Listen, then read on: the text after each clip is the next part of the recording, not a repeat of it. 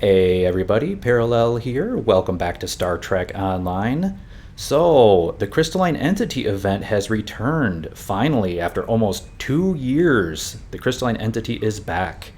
And, surprisingly, there have been some changes. Cryptic has actually decided to make some adjustments to the queue itself, change some of the mechanics that are going on with the Crystalline Entity. So, this should be interesting. We'll have to check this out, see what the changes are.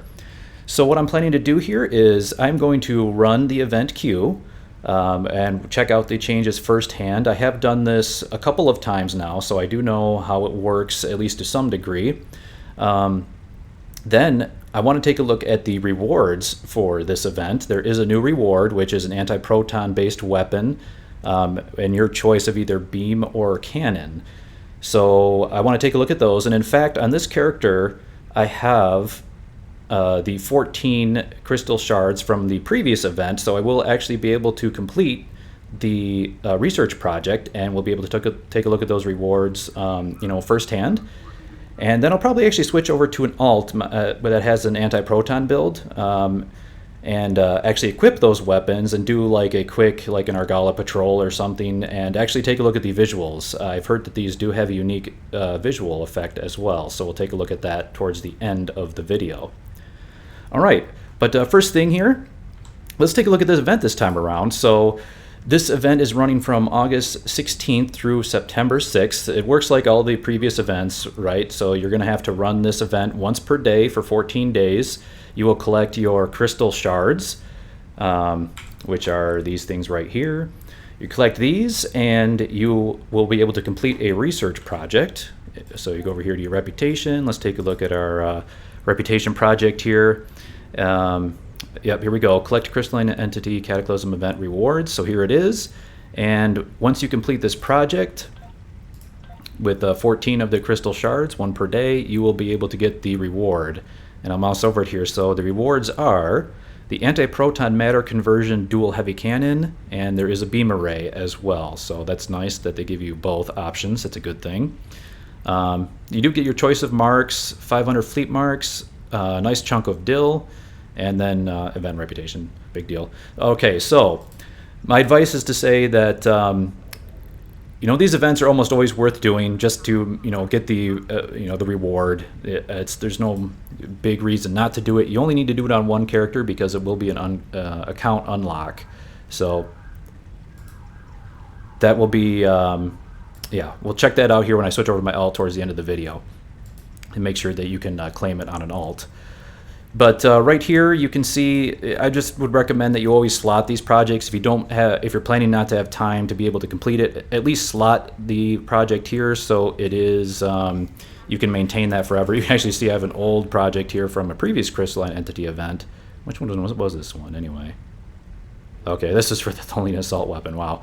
Yeah, this was a long time ago. I can't believe it's been almost 2 years since the Crystalline Entity event. I mean, usually there's at least one per year, sometimes two. But in 2017, there was not a single Crystalline Entity event. In fact, here I'm looking at the wiki. It looks like the previous event was in November of 2016. That's pretty crazy. And that's actually too bad because, honestly, the Crystalline Entity event is one of the more enjoyable ones. It's the least painful one, at least. It's a very short queue, easy to complete on your character. So there's no, it's not like it's not like a painfully long 15-minute engagement like you have with like the Mirror Universe type event. So, yep. Okay, so that is the project. That is the rewards you're going to get here. So I am going to go ahead and complete this. So let's go ahead and contribute 14 crystal shards. And then we'll collect the reward. I think I'm going to select some competitive. And it doesn't look like that you can get Gamma. Which I am hearing that, yeah, the event you cannot get Gamma reward, mark rewards. And I can confirm it here. So that is a pretty big disappointment, honestly. It would have been nice to have the Gamma rewards, Gamma marks in this pack here. But there we go. I'll go for some competitive. All right, and it did, as you can see, it does give you the dilithium and the marks, so good deal. Completed that. We have the boxes here with the two event weapons, And I should now be able to reclaim this on my other characters, which we'll check here soon. But now that we've seen, that's how you. Now we've seen the project here. Let's go ahead and take a look at what the changes are here. I'm going to read through them really quick here from the patch notes. So these are some things to look out for in this queue, as I'll be running it here shortly. So they did add a 30-second mission briefing at the start of the queue, which is pretty standard nowadays. I think that's a fine thing. It gives a chance for everyone to load in and launch some pets if you want to. So that's not too bad. 30 seconds is maybe a little bit too long. Maybe like 20 would have been fine, but I think that's okay. That's a pretty standard thing now with all queues. But here's one of the bigger changes. So now the entity shards, so the little crystal shards that fly around, they are now immune to control effects. So this is a pretty huge nerf for science characters, and particularly Gravity Well. So it's going to be very difficult to suck all of these crystalline shards in and have them destroyed. So that we'll have more free reign to fly around and cause havoc. Now here's the thing. Now the small shards will no longer buff the entity's damage for the queue. Instead, they will give the entity a buff that stacks up the energy release. So during the energy release phase of the queue, that makes the energy release will do a ton of damage when you during that phase. So you're going to have to get out of there. In fact, when I ran this the first time on my other character, my ship got hit for like 150,000 damage and got one shot. So it's going to be very difficult now to tank the energy discharge unless you got a really tanky ship and pop a lot of cooldowns. You're just not going to be able to tank it unless someone's targeting the crystal shards and taking them out. I would highly recommend that you just get out of the 10-kilometer range for that now instead of trying to tank through it.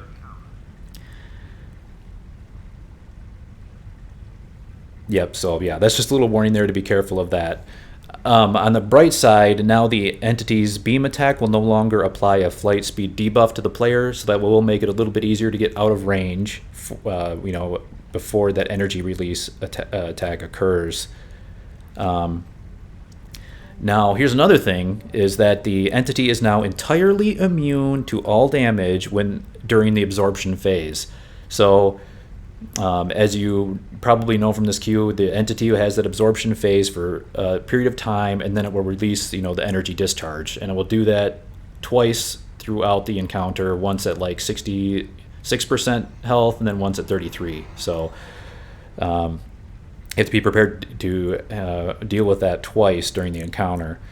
But so that's a bad thing as well. That's honestly some pretty significant nerfs here to science and exotic damage builds, because because of that, now being immune to control effects and being immune to damage during that absorption phase, that's kind of the main thing that science characters would do. The science characters would be able to do exotic damage to them during the absorption phase and take them out extremely quickly. Plus, being able to suck in all of the, using Gravity Well to suck in all the shards as well. So that is a pretty significant nerf to, exotic-based builds, exotic damage builds. So that, I think, is the biggest unfortunate change here. Now, one good change is that the absorption phase now is 15 seconds long rather than 30. And honestly, that is a very good change, because now that the entity is immune to damage during that time, having that be immune to damage for 30 full seconds would have been, honestly, a pain in the butt. I mean, it would have made it a lot more like a time-gated type encounter, but being only 15 seconds long for each of the, each of the absorption phases, that makes it not too bad.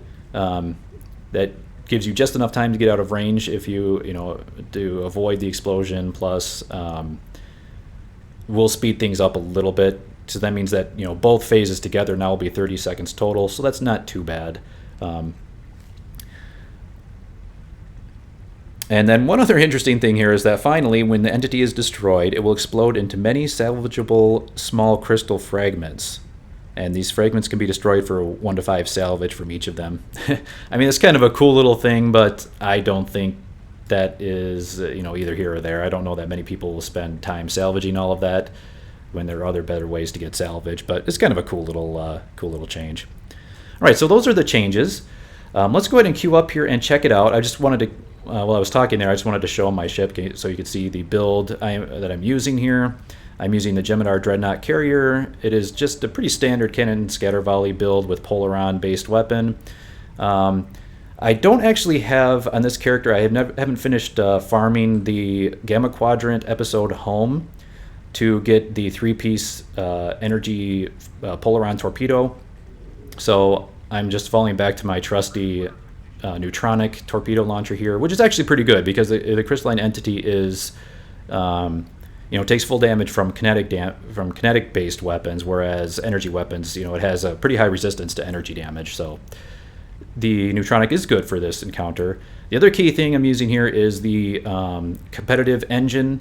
The Jem'Hadar Dreadnought Carrier is a pretty slow ship, so I'm going to be taking advantage of the competitive engine overcharge to be able to get out of range during the the 15-second charge-up phase for the energy explosion. So, yep, that's the build there. How quickly you can see my traits that I'm running. I'm using Withering Barrage because this is a cannon scatter volley build, of course. I'm using Ox to Bat, so I'm also running Cold Hearted. Pretty standard build there. I am, pretty standard layout here as well. You got the two Ox to Bats. I am also running Concentrate Firepower. Hopefully that will boost the damage of the neutronic a little bit against the entity. All right, so that is it for just a quick overview of the build and the changes in the encounter. Let's go ahead and queue up and give this a run. I will try to describe the mechanics as they're going on during the run here. And I have to say, it is definitely some pretty interesting changes here. I like some of them and I don't like the other ones. As I mentioned, I don't like all of the nerfs to the science builds. Not being able to damage the entity and not having the control effects work, I think that is, pretty significant downside. And honestly, science ships were particularly strong in this queue because using exotic damage to take down the crystalline entity was great, and it was a heck of a lot of fun as well. I know a lot of exotic builds would actually do parses on on the crystalline entity to test out their damage. So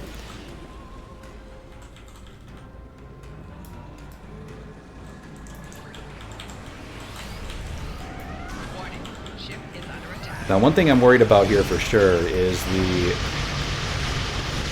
I get the feeling that the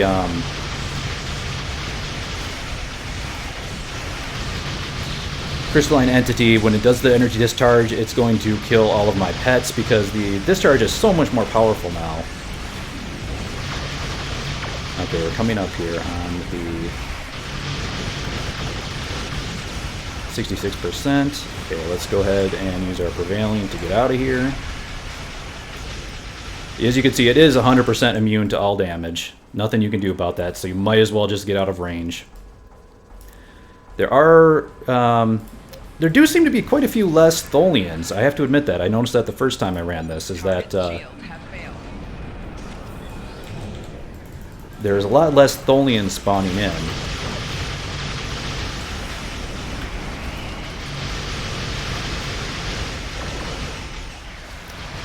Looks like did I launch those already? So yeah, looks like some of my pets were indeed taken out from the discharge. You see the fragments are flying around. I'm getting ready to disengage here. Okay, engines get me out.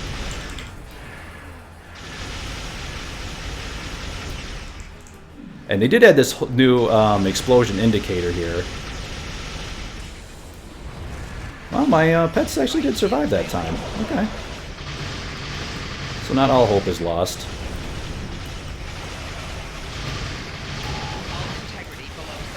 But yeah, they did add that new indicator for when the entity is charging up to make it a lot more visually obvious, and that's also another good change.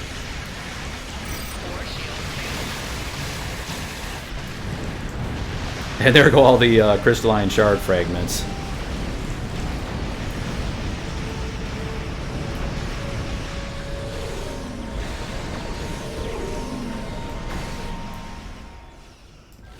Yeah, people are taking them out.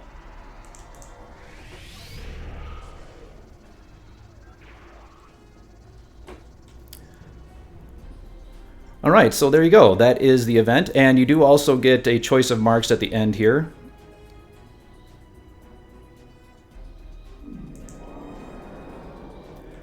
And again, it looks like the choice of marks does not include gamma marks. Again, that is pretty unfortunate.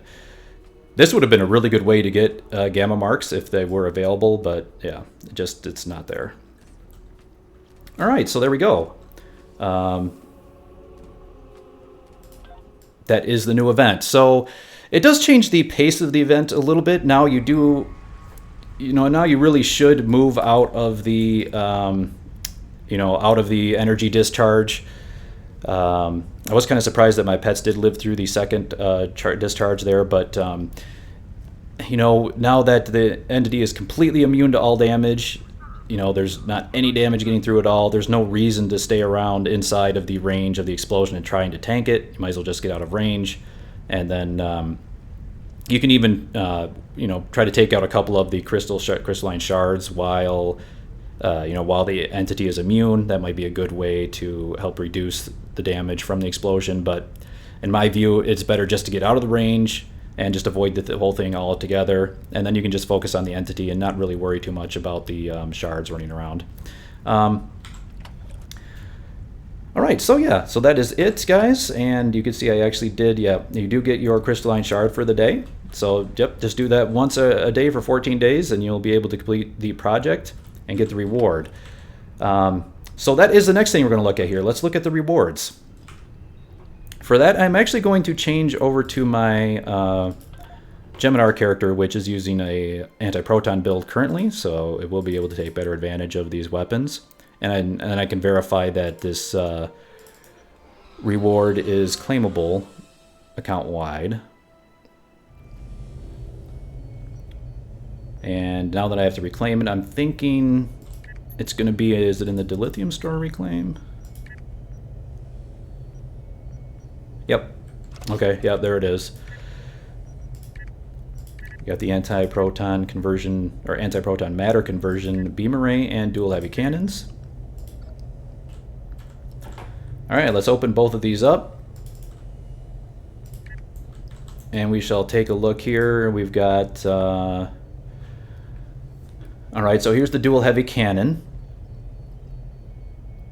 All right, so it comes with mods out of the box. It's got a crit D, crit H, and proc. Okay, so it looks like it's got a new proc.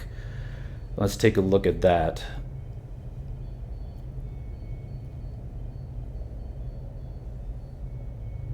All right, so to target, 2.5% chance of -10 energy resistance rating for 30 seconds, stacks up to 5 times. Is this unique? Yeah, so it's unique. Actually, you cannot equip more than one of these items. So that means it is kind of a proc. It's basically like a disruptor proc, honestly. It's kind of like a coalition disruptor proc, except for it's all, against all damage instead of just anti-proton damage. Although it does say damage resistance rating debuff is doubled for anti-proton damage, so there you go. That's an okay proc, but here's the problem.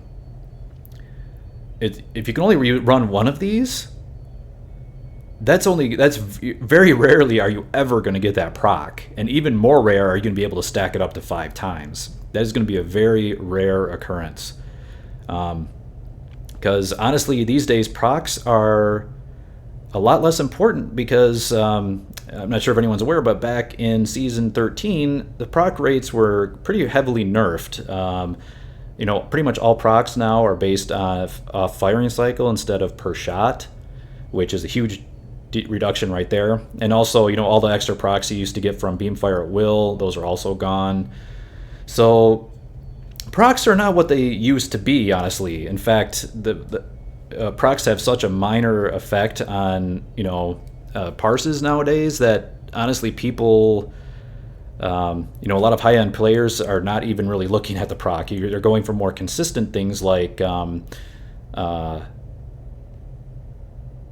know, like the what is it? The sensor-linked, sensor-linked phaser or disruptors that give, you know, the constant buff. So those kind of things are generally a lot better now than procs. Procs just don't happen enough, and I mean, maybe if you're running like a full set of weapons, and you know, each one has a chance to proc for that, you know, for per firing cycle, you know, you're going to get some procs. It's just not going to be very many. And since this weapon is unique and it's only limited to 1 per ship, that's pretty significant disadvantage. You're not going to see this proc very often. It's just not going to happen very often. So I'm not really seeing the big advantage there. In fact,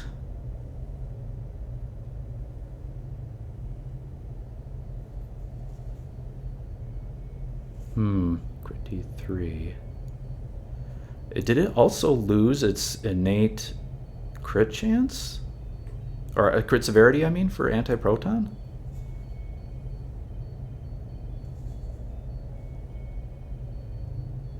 Wow, I think it did. It's only giving plus 20 crit severity, and that's from the crit D mod. It's not giving like it's innate.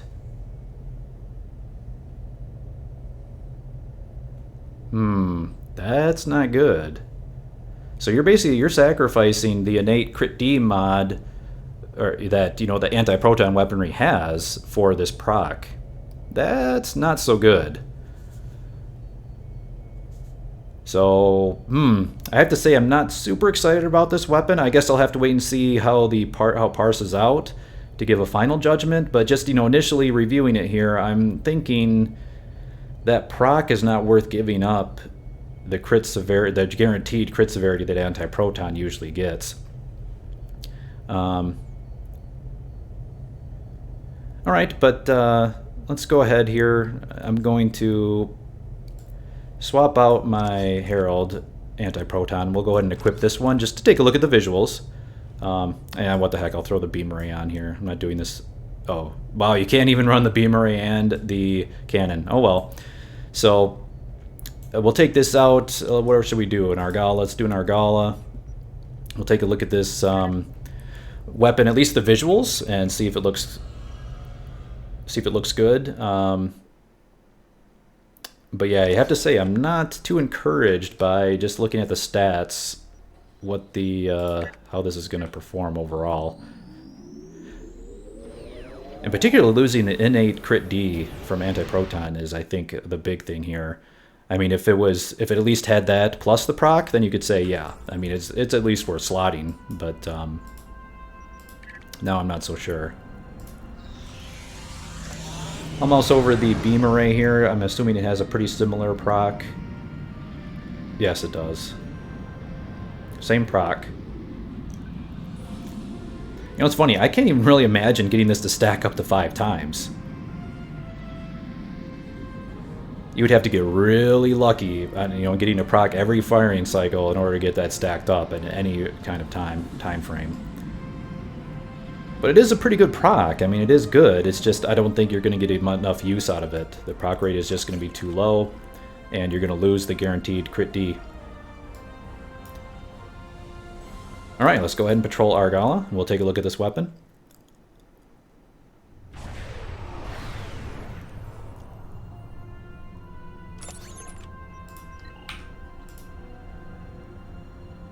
Let's go ahead and turn off the other ones here. Is this the one? Yep. I'll turn off the turrets as well.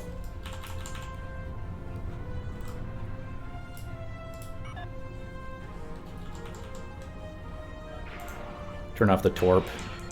So here we go, guys. This is just the cannon all by itself.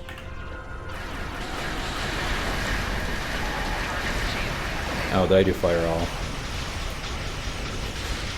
There we go. That's just the cannon right there.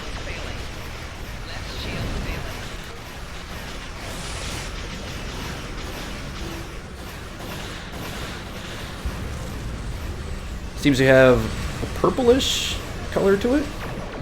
Let's see if I can get a view here. Oh, Bandits already took him out.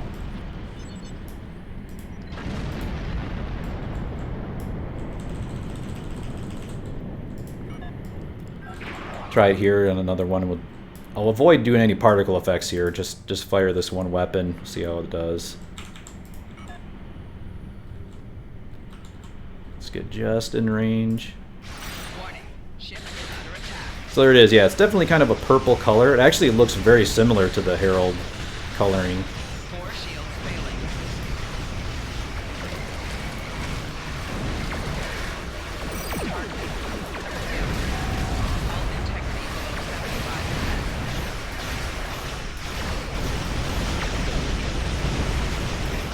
Yeah, of course I had to get the Hirogen. I could actually do pretty decent damage.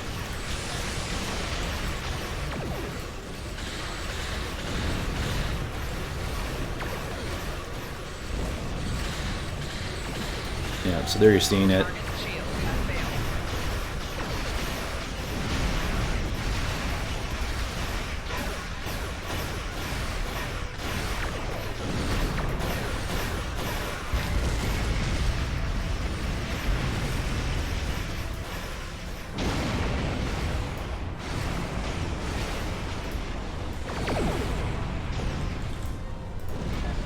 Yep, so it's just a pretty standard purplish color. Honestly, reminds me very similar to the Herald coloring, the Herald Antiproton. It actually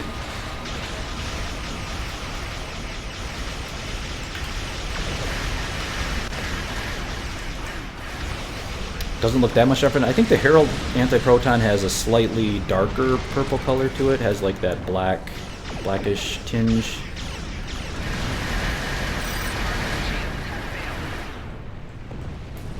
Almost looks like Polaron, honestly. Yeah, you can see the purple bolts coming out there.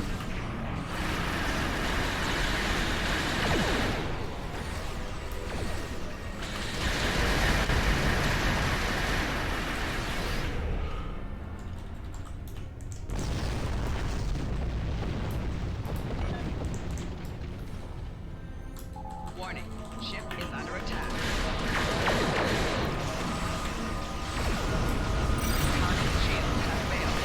Now, I don't think... Let's see if...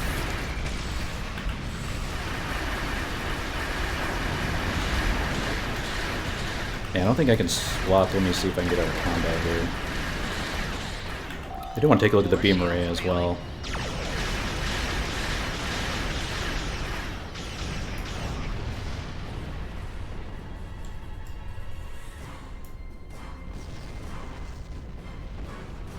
Let's see if I can get out of combat. There we go. Let's take a look at the beam array.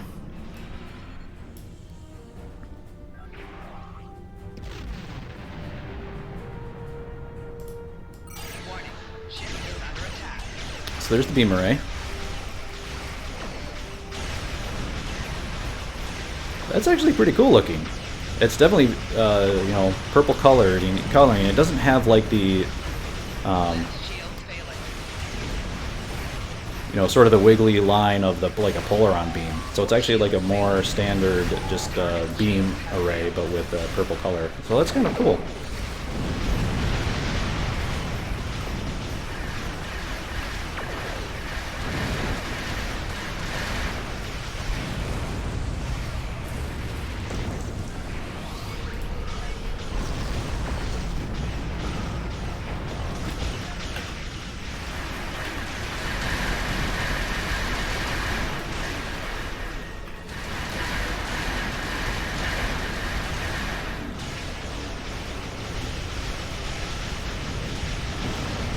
Goldar is proccing a lot, but yeah, didn't get a proc on this guy. I don't know. Just being so dependent on the proc, I think, is kind of a big downfall for this weapon. I don't know that it's really going to be worth it to use without. Yeah, take up a few more items here. I do need salvage on this character. But yeah, I just don't know that this weapon's really going to be worth it because it's so based on that proc. It's so contingent on the proc.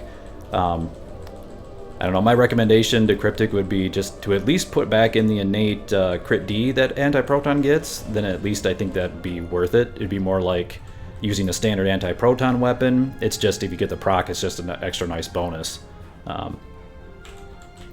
That's kind of like why I use the Herald Antiproton, because that also has a really nice proc. But it does come with the innate crit D bonus as well, so it's, you know, you can at least get that even if the proc never actually happens. All right, we'll go ahead and head out, and I guess we could wrap this up here. So those are the visuals of the new Antiproton weapon. It does have a nice visual. That purple color I think will make it match pretty well with the Herald Antiprotons, and the beam ray looks pretty nice. So visually, no complaints there. It's a nice looking energy weapon. But yeah, I think just the lack of the innate crit D for Antiproton and the and just being so dependent on the proc was kind of the downfall of this weapon. It's just having only one of them on your entire ship. You can only equip one, so you're depending on that one weapon to get a 2.5% proc chance, you know, and only once per firing cycle. You know, how often is that going to happen? And I just can't imagine it ever actually stacking up to 5 times, unless you just get really lucky on the procs. So guys, that is it. That is the Crystalline Entity event for 2018. Now, one thing I should mention is that all the changes that happened to this queue, apparently this is not translated over to the regular Crystalline Entity queue. So if you just play the regular Crystalline Entity queue, it will not carry over, but all the changes are only in place for the event queue. That said, my guess is Cryptic is kind of testing these changes out, wants to get some feedback. They might make a few minor changes, but my guess is that this will pretty much be carried over to the standard Crystalline Entity event at some point. Yeah, and if you consider that a good or bad thing, I guess it's up to personal preference. I think some people will like that the encounter is, I guess, a little bit more interactive now, but, you know, I think a lot of other people who just like to do it for a quick and easy queue that was over, honestly, very quickly, especially if you had some heavy exotic damage dealing ships on your team. The queue would go over very quickly. Oftentimes, the entity would die before the first, before the first energy discharge would even happen. So it was definitely a very fast queue. But that said, even though it does take a little bit longer, with it being immune to damage for the 2 energy discharge phases, it's still a pretty decently fast queue. I mean, we're still talking that's not nearly as bad as anything like the Mirror Universe event or anything like that. And doesn't feel too time gated now, especially with the discharge lasting 15 seconds instead of 30. So overall, I have to say the changes I think they're pretty good. I have to see. I'm kind of curious if the reduction in the Tholian ship spawns was intended or not. Maybe now that the entity is a little more interactive, that Cryptic felt they didn't want to overflow it with Tholians, but I don't know. Maybe that's intentional. I'm not sure on that one. We'll have to wait and see. But that said, I'm curious to know what you guys think. What do you guys think of the changes? Were you an exotic damage dealer in Science and you are crushed by these changes, or do you think that this is pretty good? At least now the entity doesn't die within under 30 seconds. So it's good and bad. But yeah, like I said, I'm curious to hear your comments down below. So let me know. Give me a comment. And also let me know what you think of the reward. I'm thinking it's a little bit lackluster, at least from my initial review. I'll have to just test it out in a few ISAs and see what the proc rate actually is. But unless the proc rate is impressive, I don't think it's even worth upgrading at this point. I don't know that I'm going to upgrade it. So yeah, so that's where I stand on the reward. A little bit lackluster. But that said, you might as well do it anyway, unlock the reward. You never know, it might be buffed in the future sometime. So it's always good to have it. Yeah, no reason not to do it. It's a fast queue. You can get your 14 shards pretty easy. It's not a big deal. All right, guys, so I think that pretty much covers it. Thank you very much for watching, and bye for now.